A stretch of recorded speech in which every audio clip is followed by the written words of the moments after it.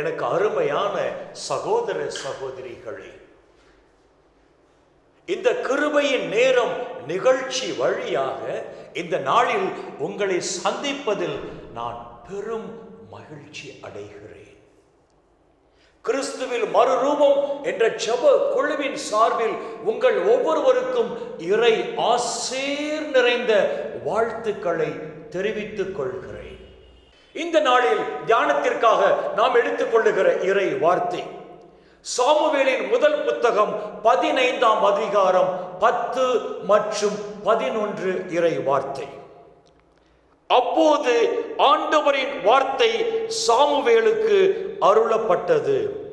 அவர் கூறியது, சவுலை அரசனாக்கியதற்காக நான் வருந்துகிறேன், ஏனெனில் என் வார்த்தைகளின்படி சவுல் நடக்கவில்லை. சாமுவேலிடம் கடவுள் சொல்லுகிறார், சவுலை அரசனாக ஏற்படுத்தியதை குறித்து நான் வருந்துகிறேன், ஏனெனில் சவுல் என் வார்த்தையின்படி நடக்கவில்லை. ஒரு மனிதன் கடவுளுடைய வார்த்தையின்படி நடக்கிற பொழுதுதான் அந்த மனிதர் கடவுளுடைய ஆசிரை பார்க்க முடியும் என்றுதான் இந்த நாட்களிலே நாம் தேவனுடைய வார்த்தையை நாம் பார்த்து கொண்டிருக்கிறோம். ஆண்டவர் அழகாக சொல்கிறார், சவுல் என் வார்த்தையின்படி நடக்கவில்லை, எனவே சவுலை அரசராக ஆக்கியதற்காக நான் மனம் வருந்துகிறேன் என்று சொல்லுகிறார். ஒருவேளை கடவுள் என்னை குறித்து இன்று ஒருவேளை வேதனைப்படலாம். இந்த மகனை இந்த பூமியில் படைத்ததற்காக நான் வருந்துவேன் என்று சொன்னால், இந்த பூமியில் நான் பிறக்காமல் இருந்திருந்தால் நலமாக இருந்திருக்கும் பிள்ளைகளே. ஒருவேளை என்னை பார்த்து கடவுள் இந்த மனிதனை படைத்ததை குறித்து நான் வருந்துகிறேன் என்று சொல்லி என்னை பார்த்து கடவுள் வருத்தம் உருவார் என்று சொன்னால், நான் பிறக்காமல் இருந்தால் நலமாக இருந்திருக்கும். கடவுள் சவுலுக்கு சொன்ன வார்த்தை என்ன? சாமுவேலின் முதல் புத்தகம் 15ஆம் அதிகாரம் 2 மற்றும் 3 இறை வார்த்தைகள். படைகளின் ஆண்டவர் இவ்வாறு கூறுகிறார், இஸ்ரவேல் எகிப்திலிருந்து வெளிவந்த பொழுது அமலேக்கியர் அவர்களை வழிமறித்ததற்காக அவர்களை நான் தண்டிக்க போகிறேன். ஆகவே சென்று அமலேக்கியரை தாக்கி அவர்கள் உடைமைகள் அனைத்தையும் அழித்து ஒழியும். அவர்கள் மீது இரக்கம் காட்டாமல் ஆண்களையும் பெண்களையும் பிள்ளைகளையும் பாலகர்களையும் மாடுகள் ஆடுகள் ஒட்டகங்கள் கழுதைகள் அனைத்தையும் கொன்றுவிடும், அழித்துவிடும் என்று சொல்லுகிறார். கடவுள் சவுலை பார்த்து சொல்லுகிறார், இஸ்ரவேல் மக்கள் எகிப்திலிருந்து வெளியே வந்த பொழுது இந்த அமலேக்கியர்கள் இஸ்ரவேல் மக்களை வழிமறித்தார்கள், இஸ்ரவேல் மக்களுக்கு எதிராக போரிட்டார்கள். எனவே இந்த அமலேக்கியரை நான் தண்டிக்க போகிறேன் என்று சொல்லி சொல்லுகிறார். சவுலை பார்த்து, நீ அமலேக்கியரோடு நீ போரிடு, அமலேக்கியரோடு நீ போரிடு, அங்குள்ள எல்லாரையும் நீ கொன்றுவிடு, ஆண்கள் பெண்கள் சிறு பிள்ளைகள் யாரையும் விட்டு வைக்காதே, அனைவரையும் கொன்று அழித்து விடு. அதே போல ஆடுகள் மாடுகள் ஒட்டகங்கள் கழுதைகள் அனைத்தையும் அழித்து விடு, ஒன்றையும் விட்டு வைக்காதே என்று தேவனுடைய வார்த்தை சவுலை கடந்து வருகிறது. விடுதலை பயணம் 17ஆம் அதிகாரத்தை நாம் பார்ப்போம் என்று சொன்னார். இஸ்ரவேல் மக்கள் எகிப்திலிருந்து வெளிவந்த பொழுது அமலேக்கியர்கள் இஸ்ரவேல் மக்களோடு போரிட வருகிறார்கள். அப்பொழுது யோசுவாவின் தலைமையில் இஸ்ரவேல் மக்கள் சென்று இந்த அமலேக்கியரை முறியடித்து வெற்றி காண்கிறார்கள். அப்பொழுது என் தேவன் சொன்ன வார்த்தை, விடுதலை பயணம் 17ஆம் அதிகாரம் 14 மற்றும் 16வது இறை வார்த்தை. ஆண்டவர் மோசேயை நோக்கி, இதை நினைவு கூறும்படி ஒரு நூலில் எழுதி வை.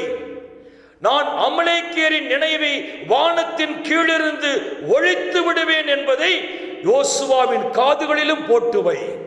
ஏனெனில் ஆண்டவரின் அரியணையை எதிர்த்து ஒரு கை ஓங்கி உள்ளது, இதனால் தலைமுறை தோறும் அமலேக்கியருடன் ஆண்டவர் போரிடுவார் என்று உரைத்தார். இஸ்ரவேல் மக்கள் எகிப்திலிருந்து வந்த பொழுது இஸ்ரவேல் மக்களை எதிர்த்து இந்த அமலேக்கியர்கள் போரிட வருகிறார்கள். தேவன் சொல்லுகிறார், இஸ்ரவேல் மக்கள் என் சொந்த ஜனம், என் சொந்த மக்கள், என் மக்களுக்கு எதிராக ஒரு கை ஓங்கி இருக்கிறது. ஆண்டவர் சொல்கிறார், என் அரியணைக்கு எதிராக ஒரு கை ஓங்கி இருக்கிறது என்று சொன்னால், என் மக்களுக்கு எதிராக அமலேக்கியர்கள் எழுந்திருக்கிறார்கள். வானத்தின் கீழ் அவர்கள் அறவே இல்லாதபடி அவர்களை அழித்து ஒழிப்பேன் என்று சொல்லுகிறார். இந்த வார்த்தையிலே, இந்த வார்த்தையின் வழியாக ஆவியானவர் என்று நம்மோடு அழகாக பேசிக் கொண்டிருக்கிறார். அழகாக பேசிக் கொண்டிருக்கிறார். எனக்கு அன்புக்குரிய சகோதரா, அன்புக்குரிய சகோதரி, ஒருவேளை கடவுளுக்கு உகந்த வாழ்க்கை நீ வாழ்வாய் என்று சொன்னார், கடவுளுக்கு உகந்த வாழ்க்கை நீ வாழ்கிற பொழுது உனக்கு எதிராக எதிரிகள் எழும்புவார்கள் என்று சொன்னால், ஆண்டவர் சொல்லுகிறார், உன் எதிரிகளை அழித்து ஒழிக்கு மட்டும் உன் சார்பாக நின்று அவர்களை எதிர்த்து நான் போரிடுவேன் என்று என் தேவன் சொல்லுகிறார். உனக்கு எதிராக யார் எழுந்தாலும் சரி, நீ என் மகள், நீ என் மகன், உனக்கு எதிராக யார் எழுந்தாலும் சரி, அவர்களை நிர்மூலமாக்கும் வரை நான் அவர்களோடு உன் சார்பாக அவர்களை எதிர்த்து போரிடுவேன் என்று ஆண்டவர் சொல்லுகிறார். கலங்காதே, திகையாதே, உன் சார்பாக உனக்காக யுத்தம் செய்கிற ஒரு தேவன் உண்டு என்பதை நீ மறவாதே. தேவனோடு நீ வாழ்கிற பொழுது உனக்காக யுத்தம் செய்து உன் எதிரிகளை அழிக்கிற ஒரு தேவன் உண்டு என்பதை நீ மறந்து போக வேண்டாம் என்று ஆண்டவர் தெளிவாக பேசுகிறார். சவுலை பார்த்து தேவன் சொன்னார், அமலேக்கியரை கொன்றுவிடு, அவர்கள் உடைமைகள் அனைத்தையும் அழித்துவிடு என்று சொன்னார். சாமுவேலின் முதல் புத்தகம் 15ஆம் அதிகாரம் 9வது இறை வார்த்தை. சவுலும் வீரர்களும் ஆகாகை கொல்லாமல் விட்டனர். மேலும் ஆடு மாடுகளில் முதல் தரமானவைகளையும் இரண்டாம் தரமானவைகளையும் ஆட்டுக்குட்டிகளையும் நல்லவை அனைத்தையும் அழிக்கவில்லை, அற்பமானவைகளையும் பயனற்றவைகளையும் முற்றிலும் அழித்து போட்டார்கள். ஆண்டவர் சொல்லுகிறார், ஆடுகள் மாடுகள் ஒட்டகங்கள் கழுதைகள் அனைத்தையும் கொன்றுவிடு, மக்கள் அனைவரையும் நீ கொன்றுவிடு என்று சொல்லுகிறார். இங்கு சவுல் வீரர்கள் என்ன செய்கிறார்கள்? அமலேக்கியரின் அரசன் ஆகாகை அவர்கள் கொல்லவில்லை. அதே போல ஆடு மாடுகளில் நல்லவற்றை அவர்கள் அழிக்கவில்லை, மாறாக பயனற்றவற்றை அற்பமாக எண்ணியவற்றை அவர்கள் அழித்து ஒழிக்கிறார்கள். சவுல் தேவனுடைய வார்த்தையை மீறி செயல்படுகிறார். சவுல் சொல்லுகிறார், சாமுவேலின் முதல் புத்தகம் 15ஆம் அதிகாரம் 24வது வார்த்தையிலே, நான் பாவம் செய்து விட்டேன், வீரர்களுக்கு அஞ்சி அவர்களின் குரலுக்கு செவி கொடுத்து ஆண்டவரின் வார்த்தையை நான் மீறிவிட்டேன் என்று சொல்லுகிறார். சவுல் செய்த மாபெரும் தவறு. சவுல் தன்னுடைய வீரர்களை திருப்திப்படுத்த பார்க்கிறார், கடவுளை அல்ல. வீரர்கள் சொல்லுகிறார்கள், நல்ல பொருட்களை நாம் எடுத்துக்கொள்வோம், அற்பமானவற்றை அழித்து விடுவோம் என்று சொன்ன பொழுது சவுல் சொல்லியிருக்க வேண்டும், இல்லை அனைத்தையும் அழித்து விடுவோம் என்று சவுல் சொல்லவில்லை. வீரர்கள் சொல்லுக்கு இணங்கி அற்பமானவற்றை அழிக்கிறார்கள், நல்லவற்றை எடுத்துக் கொள்ளுகிறார்கள். ஆண்டவருடைய வார்த்தையை மீறி சவுல் செயல்படுகிறார். வேதம் அழகாக சொல்லுகிறது. சாமுவேலின் முதல் புத்தகம் 16ஆம் அதிகாரம் 14வது வார்த்தை, ஆண்டவரின் ஆவி சவுலை விட்டு நீங்க ஆண்டவர் அனுப்பிய தீய ஆவி அவரை கலக்க முறச் செய்தது. ஆண்டவர் அனுப்பிய தீய ஆவி சவுலை கலக்க முறச் செய்தது. இந்த வார்த்தை என்ன சொல்லுகிறது? கடவுளின் வார்த்தையை ஒரு மனிதன் மீறி நடக்கிற பொழுது அந்த மனிதனின் வாழ்க்கையில் துன்பம் நிச்சயம் உண்டு, வேதனை உண்டு என்றுதான் இந்த வார்த்தை சொல்லுகிறது. சவுல் ஆண்டவருடைய வார்த்தையை மீறி நடந்தார், நண்பர்களை வீரர்களை திருப்திப்படுத்த பார்த்தார், கடவுளை அல்ல, கடவுளை அல்ல. சவுல் ஆண்டவரின் வார்த்தையை மீறி நடந்ததால் என்ன நிகழ்ந்தது? சவுலை விட்டு பரிசுத்த ஆவி நீங்கியது முதலாவது. இரண்டாவது, ஆண்டவர் அனுப்பிய தீய ஆவி வாழ்நாள் முழுவதும் சவுலை வதைத்து கொன்றது. என் அன்புக்குரிய சகோதரா, இந்த இறை செய்தியை பார்த்து கொண்டிருக்கிற அன்பு சகோதரா, ஒருவேளை உன் வாழ்க்கையில் இறை வார்த்தையை மீறி நடந்ததால் உன் வாழ்க்கையில் துன்பம் வந்திருக்கும் என்று சொன்னால், இன்று தேவனுடைய பாடத்திலே உன்னை தாழ்த்தி கண்ணீரோடு நீ கதறி அழு. ஒருவேளை இரக்கத்தின் தேவன் மனம் இறங்கி உன் குற்றங்களை மன்னித்து உன்னை அவர் ஆசீர்வதிப்பார்.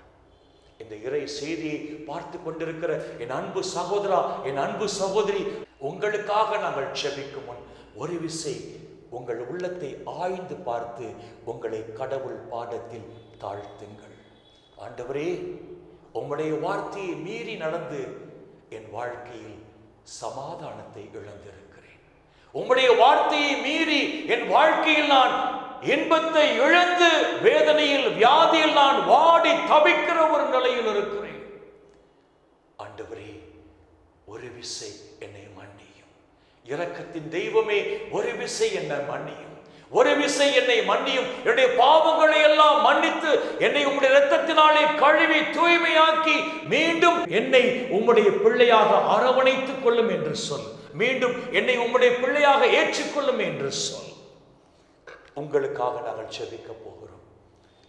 எங்களை நேசிக்கிற நல்ல ஆண்டவரே, இந்த நிகழ்ச்சியை பார்க்கிற ஒவ்வொரு சகோதர சகோதரியையும் உங்கள் இரக்கம் மிகுந்த இதயத்துக்குள் நான் வைக்கிறேன்.